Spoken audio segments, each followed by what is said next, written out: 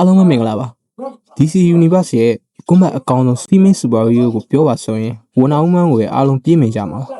ဒါပေမဲ့ရုပ်ရှင်တွေကဒိုင်ယာနာနဲ့ကွန်မန့်တွေကဒိုင်ယာနာကြားမှာစိတ်ဝင်စားဖို့ကောင်းတဲ့ကွာခြားချက်တွေအများကြီးရှိပါတယ်ဒီနေ့မှာတော့ဝနာဦးမန်းရဲ့ကွန်မန့်တွေက fact တွေကိုပြောပြပေးသွားမှာပါဝနာဦးမန်းကို1942ခုနှစ်မှာစိတ်ပညာရှင်ဝီလျံမော်တန်မာစတွန်ကစတင်ဖန်တီးခဲ့တာပါထူးခြားတာကမာစတွန်ကကြော်ကြားတဲ့ line detector မူလဆန်းတဲ့စက်ကိုတီထွင်ခဲ့တဲ့သူလည်းဖြစ်ပါတယ်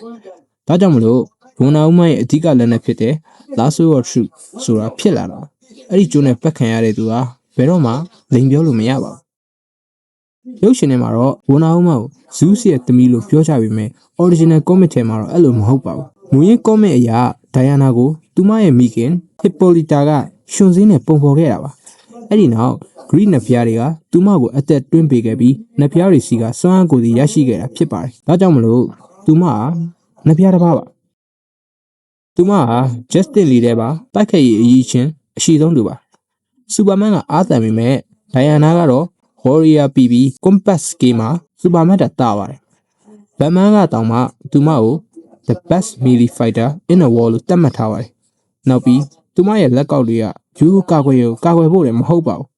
အဲ့ဒါတွေကိုချုပ်လိုက်ရင်ဒိုင်ယာနာရဲ့ထိန်းချုပ်များတဲ့နဖျားဆွမ်းအားတွေပောက်ကွဲထွက်လာတဲ့လို့ဒါဟာသူမရဲ့ဆွမ်းအားကိုထိန်းချုပ်ထားတဲ့ပစ္စည်းတွေလည်းဖြစ်ပါတယ်။ Marvel နဲ့ DC crossover လို့တော့ဒိုင်ယာနာဟာတော်ရဲ့တူကိုမှားခဲ့ပူပါတယ်။ Marvel vs DC comic မှာဒိုင်ယာနာတော်ရဲ့တူကိုမှားပြီးတုံးခဲ့ပူပါတယ်။သူမဟာစိတ်ထားဖြူစင်ပြီးတိုက်ခိုက်လို့သိရှိရဲ့စစ်တီတော်ဖြစ်လို့ body ဖြစ်တယ်လို့သတ်မှတ်ခံရတာပါ။ဒါပေမဲ့တရားမျှတတဲ့တိုက်ပွဲဖြစ်အောင်သူမကတူကိုမတုံးမဲပြန်ချထားရတဲ့အထိမြင့်မြတ်တဲ့တဲ့ရှိတဲ့သူပါ Alright guys ဒီနေ့ကတော့ဒီလောက်ပါပဲနောက်လဲ movie နဲ့ movie character ရဲ့ fact တွေကိုပြောပြပေးသွားမှာမလို့ကျွန်တော်တို့ရဲ့ channel လေးကိုလည်း like and subscribe လေးလုပ်ခဲ့ပေးပါဦးဘယ်လို video တွေတင်နေခြင်းနဲ့ဘယ်လို content မျိုးတွေသဘောကျရဲဆိုတာကို comment ထဲမှာပြောပြခဲ့ကြပါဦး